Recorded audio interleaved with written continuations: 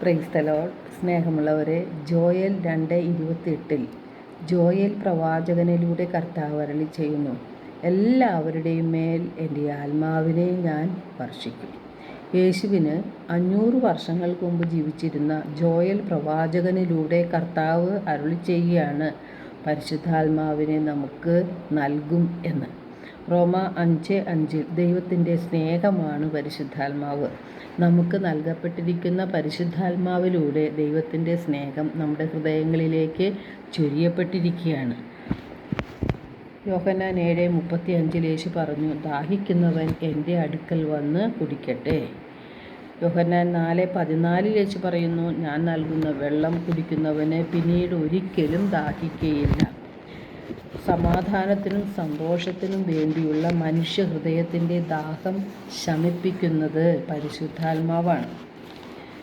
പരിശുദ്ധാത്മാവിൻ്റെ നിറവിനായിട്ടാണ് നാം നിരന്തരം പ്രാർത്ഥിക്കേണ്ടത്. പരിശുദ്ധാത്മാവിനാൽ നയിക്കപ്പെടുന്ന വ്യക്തിക്ക് ക്ഷമിക്കുവാൻ സാധിക്കും. ദൈവഹിതം എന്തെന്ന് മനസ്സിലാക്കി പ്രവർത്തിക്കുവാനും സാധിക്കും. തൻ്റെ നാവിനെ നിയന്ത്രിച്ചുകൊണ്ട് മറ്റുള്ളവരുടെയും സ്വന്തം മാത്രമല്ല മറ്റുള്ളവരുടെയും ആത്മരക്ഷയ്ക്കായി പ്രവർത്തിക്കാൻ സാധിക്കുന്നത് പരിശുദ്ധാത്മാവിനാൽ നിറയുമ്പോഴാണ്. അപ്പോൾ നമ്മുടെ ഹൃദയത്തിൽ ദൈവസ്നേഹവും പരസ്നേഹവും നിറയും. നമ്മെപ്പോലെ തന്നെ മറ്റുള്ളവരും രക്ഷ പ്രാപിക്കണമെന്നുള്ള ചിന്ത നമ്മുടെ ഹൃദയത്തിലുണ്ടാകും. എന്താണ് ദൈവം നമ്മിൽ നിന്ന് ആഗ്രഹിക്കുന്നത്? ദൈവം നമ്മിൽ നിന്ന് ആഗ്രഹിക്കുന്നത് നമ്മുടെ വിശുദ്ധിയും അതുവഴി നമ്മുടെ ആത്മരക്ഷയുമാണ്. അത് നമുക്ക് മനസ്സിലാക്കി തരുന്നത് പരിശുദ്ധാത്മാവാണ്. പരിശുദ്ധാത്മാവ് നമ്മുടെ ഹൃദയത്തിൽ വരുമ്പോഴാണ് പിതാവിൻ്റെ ലക്ഷ്യവും ആഗ്രഹവും നമുക്ക് വ്യക്തമായി മനസ്സിലാകുന്നത്. മത്തായി 16:26 തിരുവചനം പറയുന്നുണ്ട്, ഒരുവൻ ലോകം മുഴുവൻ നേടിയാലും തൻ്റെ ആത്മാവ് നഷ്ടപ്പെട്ടാൽ അവന് എന്ത് പ്രയോജനം? ഒരുവൻ ആത്മാവിന് പകരമായി എന്ത് കൊടുക്കും എന്ന്. യാക്കോബ് 4:5 തിരുവചനം പറയുന്നു, നമ്മെ നിക്ഷേപിച്ചിരിക്കുന്ന ദൈവത്തിൻ്റെ ആത്മാവിനെ ദൈവം അസൂയയോടെയാണ് അഭിലഷിക്കുന്നത് എന്ന തിരുവചനം വൃഥ ആണെന്ന് നിങ്ങൾ വിചാരിക്കുന്നുവോ എന്ന്. അതായത് യേശുവിൻ്റെ ആത്മാവിനെ നമുക്ക് നൽകിയിരിക്കുന്നത് തിരിച്ച് യേശുവിന് തന്നെ ലഭിക്കണം എന്നുള്ള ആഗ്രഹവും ഉള്ളതുകൊണ്ടാണ്. ആ ആത്മാവിനെ സാത്താന് കൊടുക്കാനുള്ളതല്ല. നമുക്ക് എങ്ങനെയാണ് വിശുദ്ധി ലഭിക്കുന്നത്? നമ്മുടെ ഹൃദയത്തിലെ അശുദ്ധി മാറുമ്പോഴാണ് നമ്മൾ വിശുദ്ധിയിലേക്ക് കടക്കുന്നത്. യോഹന്നാൻ 15:3 യേശു പറയുന്നുണ്ട്, ഞാൻ നിങ്ങളോട് പറഞ്ഞ വചനം നിമിത്തം നിങ്ങൾ ശുദ്ധിയുള്ളവരായിരിക്കുന്നു.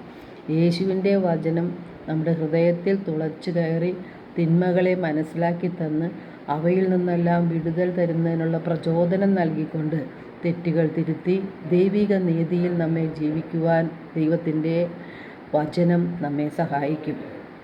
യേശുവിൻ്റെ വചനങ്ങൾ നമ്മെ ശുദ്ധീകരിക്കും. വചനങ്ങൾ ആത്മാവും ജീവനുമാണ്. വചനത്തിലുള്ള ദൈവത്തിൻ്റെ ആത്മാവ് നമ്മുടെ ഹൃദയത്തിലുള്ള അശുദ്ധിയെ വ്യക്തമാക്കി തരുന്നതുകൊണ്ട് പാപബോധവും പശ്ചാത്താപവും മാനസാന്തരവും നമുക്ക് ഉണ്ടാകും. പരിശുദ്ധാത്മാവിൻ്റെ പ്രവർത്തനത്തിലൂടെയാണ് ഇത് സാധ്യമാകുന്നത്.